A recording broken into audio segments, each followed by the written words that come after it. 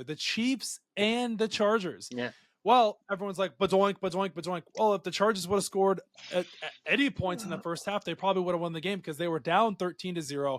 They came back. They went up 14-13, and then they kicked a field goal and made it.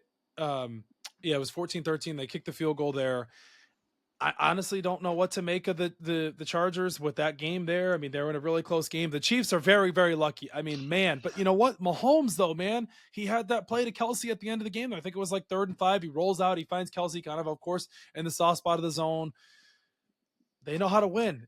Either it's sorcery, it's luck. I think it's a mix of everything. But I don't think we've ever seen this in the NFL. I mean, I don't think in a 17-game season, even when it used to be 16 games, even the Patriots, being a fan all those years, we got lucky sometimes, but nothing like this. I don't think I've ever seen this. The botched, the blocked kick against the Broncos, the blocked field goal, the toe touch on the Ravens, the Ravens, the PI call on the Falcons, the PI call against the Falcons, the one Black Friday, the Ben Powers Johnson bot snap with the crazy snap, the badoink. It's like, how many more times? It's like, are the Chiefs that good? Or is it going to come back to bite them in the postseason? Because I think if I've said this, in order to beat the Chiefs, you got to put pressure on Mahomes. You got to try to beat them at their own game. But the Chiefs are, if there's anything with the Kansas City Chiefs this year, Ethan, I think they're the most vulnerable they've ever been. Yes, their offense, they're beatable. They're beatable. Their offense isn't fully healthy.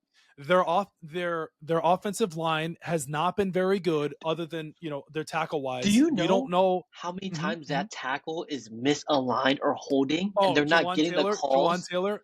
I don't understand. I can't fathom the ideas that are going in the refs' heads the referees' heads that they don't call it every play. He's doing it every play.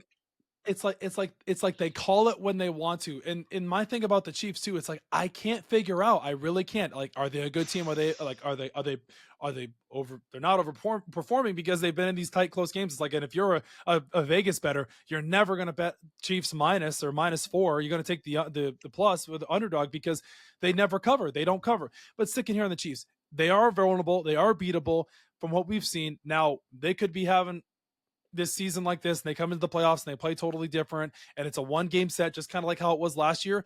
But their secondary this year is not as good as it was last year. They lost L'Jarius Sneed. They lost Jalen Waddle to an ankle injury. They pulled Zeke Johnson, the number 13 there. They benched him 2 games ago. They brought in DJ Humphries because Wanya Morris and Kingsley from TCU, the rookie, the tackle, hasn't panned out yet. Mahomes has been on his tail a lot. He's been under duress. We saw it against the Chargers this Sunday night. They're beatable. They're vulnerable. We don't know. I don't know what to make of the Chiefs. Are they a good team? Or are they just finding ways to win? Like, what's going on here? Andy Reid's a great coach. They still have the system in play there, but they are beatable. And I think if this is the year, they can be beat. They really can be beat. I really think so. Sidetrack just for a quick sec. If Justin Herbert has wide receivers, they win this game. They win that game. Ladd McConkey. If Ladd McConkey plays that game, they win that game. Yep. Earlier in the season, they were without both their tackles, without Joey Bosa-Ponzichere and Derwin James, and that was a close game. Give Justin Herbert some more help, please. I'm tired of him seeing these hits. He's getting injured. That said, with the Chiefs, it's looking a little familiar as an Eagles fan from last season. These little lucky wins, eventually they'll catch up to you. That said, they have Hollywood Brown coming back in the playoffs. And I think Rashee Rice is going to come back too. However, can Hollywood Brown and Patrick Mahomes get on the same page and have that chemistry and that content? That's the thing. But I don't want to bet against the Chiefs. Of course, because I want them in the Super Bowl. They've been. Oh, you want a Chiefs? You want a Kelsey Bros? Yes. Oh no, Jason's Kelsey in the NFL anymore. But I mean, it'll be interesting because it looks like they're going to get home field advantage. The Steelers one is going to be a good game, but they think they could finish 16-1. Yeah, it's disgusting, nasty work. They should have lost to the Broncos. That was the only one that I think woulda, shoulda, coulda.